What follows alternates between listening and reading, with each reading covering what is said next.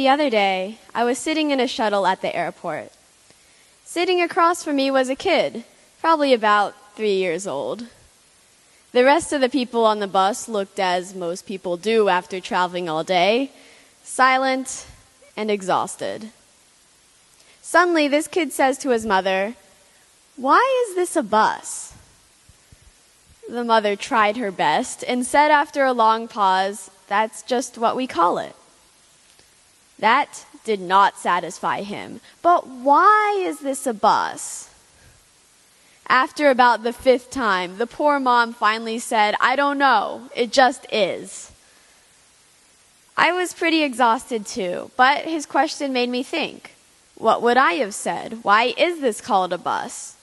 The wheels, the size or shape, the purpose? It was actually not an easy answer. I mean, it just is a bus. But how many of the thousands of people who had sat on that bus before us had wondered what it meant to be a bus? Somehow this 3-year-old had made me think more deeply, despite my exhaustion, with just a simple question.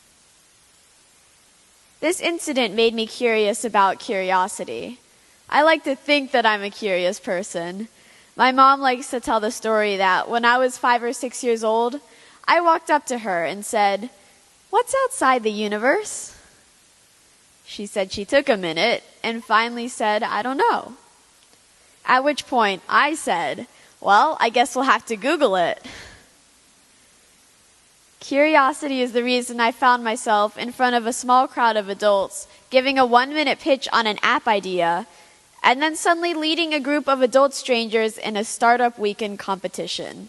Because why not? That led to us winning the $10,000 first place prize and me becoming CEO of a real company that we incorporated this year. So it makes sense that curiosity matters, but does it really? Believe it or not, there's been quite a bit of research on curiosity, and what it shows is that curiosity is important for innovation, for success, and for health and happiness. So, innovation. This one seems obvious. If you're curious, you're more likely to entertain new ideas and thus be more creative. People who are curious question what everyone else has accepted as the way things are. And when you ask why and what if, it naturally leads to new ideas, new discoveries, new inventions. Someone had to ask, why can't humans fly? Why can't we go to the moon? Why can't I talk to my cousin in a different city? Before we got planes, rockets, and telephones. Isaac Asimov once said, "The most exciting phrase in science, the one that heralds new discoveries, isn't eureka, but rather, that's funny." Being curious doesn't only make you more innovative. A study by Gruber found that curiosity can actually change the brain itself. They put people in MRIs to study their brain activity when they talked about things they were curious about.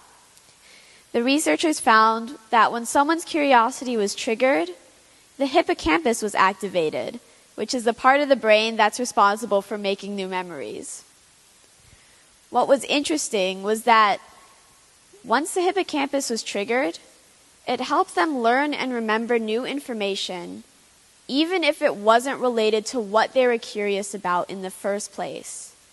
Curiosity actually made them better learners. Curious people, almost by definition, are more likely to consider ideas that are different than their own. According to Harvard Business Review, curious people are less prone to bias because they look for alternative theories to what they think they know. Seeing new perspectives not only makes people more empathetic, but also helps them make smarter decisions. Which leads us to the connection between curiosity and success. A 2002 study showed that 3-year-olds with high curiosity, by the time they were 11 years old, scored an average of 12 points higher on IQ tests, got better grades, and had better reading ability than those who were less curious. In 2017, researchers found that if they had people rate themselves on a 5-dimensional curiosity scale, they started to see a pattern. There was a group of people who found joy in new information and experiences and were not stressed by having incomplete knowledge. This group, which researchers called the fascinated, 1, make up a little over a quarter of the population. 2, are the most likely to be influential leaders and doers. And 3, are the most educated and affluent compared to their peers. So curiosity leads to success. But what about health and happiness? This same study found that the most curious group, the fascinated, had the most emotional stability, psychological flexibility, openness, grit, and happiness. Researchers wanted to see if they could figure out why. Earlier, we talked about changes in the brain in response to curiosity. That same study by Gruber found that curiosity increased activity in the reward circuit of the brain, which relies on dopamine. Dopamine's that same chemical that's released when you experience the thrill of winning a race or the pleasure of eating good chocolate. So it appears that curious people are happier too. And if that's not enough, a study published in JAMA Neurology in 2014 studied 2,000 Minnesotans ages 70 to 89 without dementia. They found that stimulating the brain and keeping curiosity alive can delay onset of Alzheimer's by 7.3 years. So now that we're convinced that we want to enhance our curiosity, the question is how? Are we born with curiosity, or is it something you can learn and practice?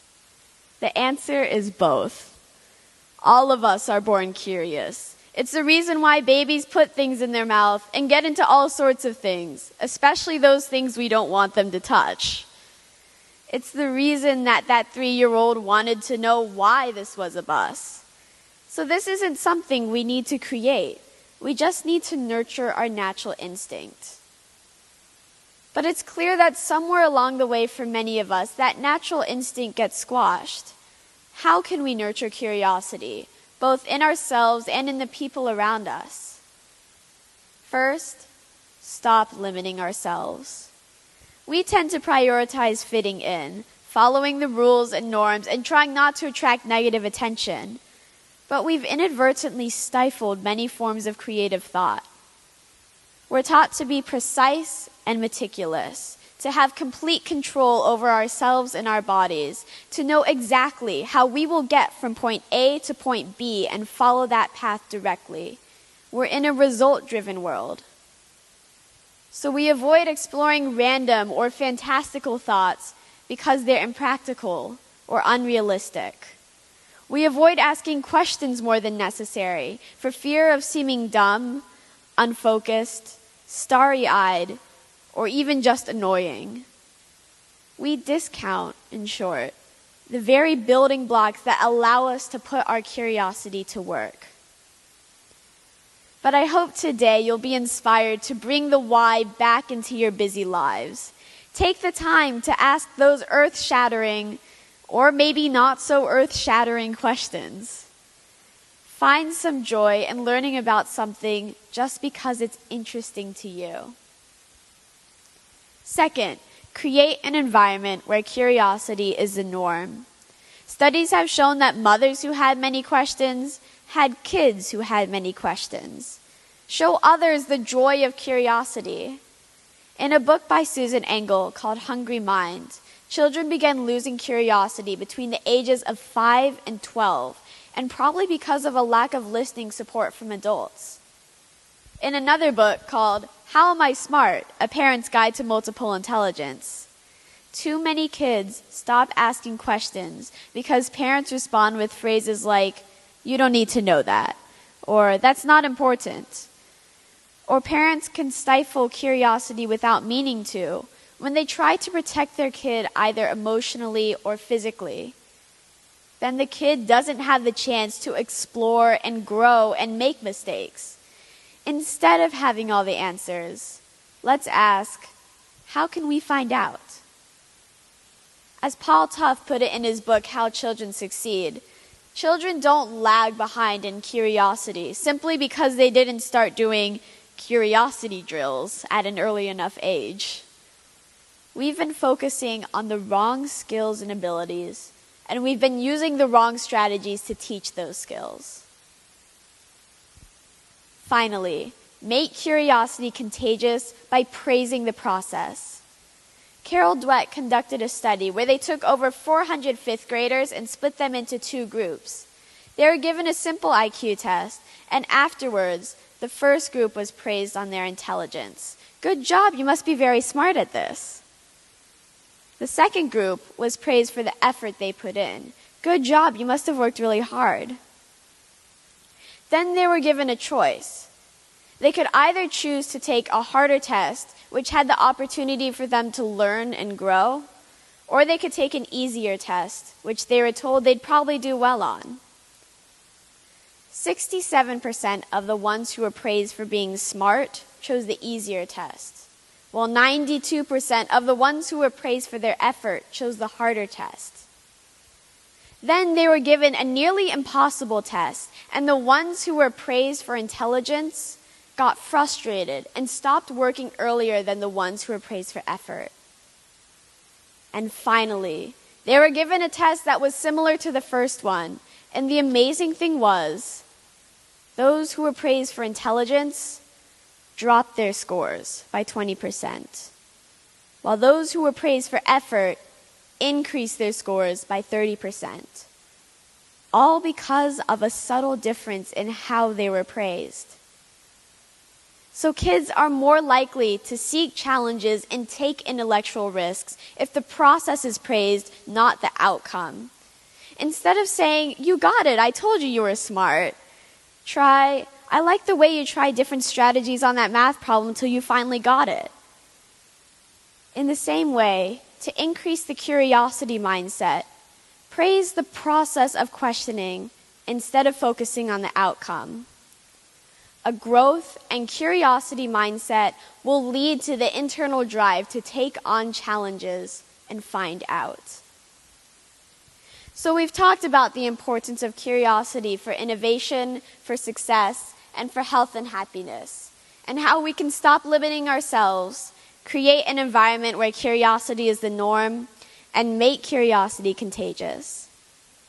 Some of these things may sound daunting at first, but actually, it's our curiosity that gives us the courage to take those risks and pursue our dreams. When I went up to share my app idea in front of that crowd of adults, my hands were shaking and I felt like a complete mess. It was only my curiosity of what if we could actually make this that gave me the courage to be the only 14-year-old competing against all those adults.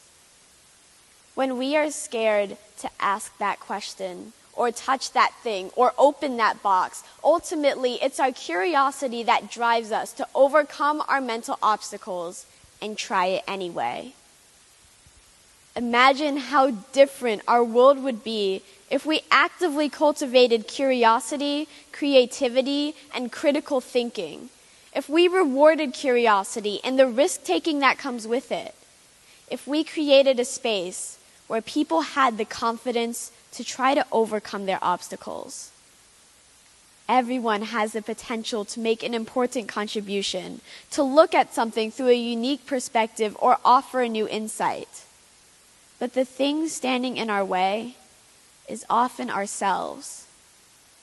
By embracing our curiosity and letting it guide us, and by similarly encouraging that enthusiasm in others, we are freeing ourselves to reach for our goals and improve our world. Thank you.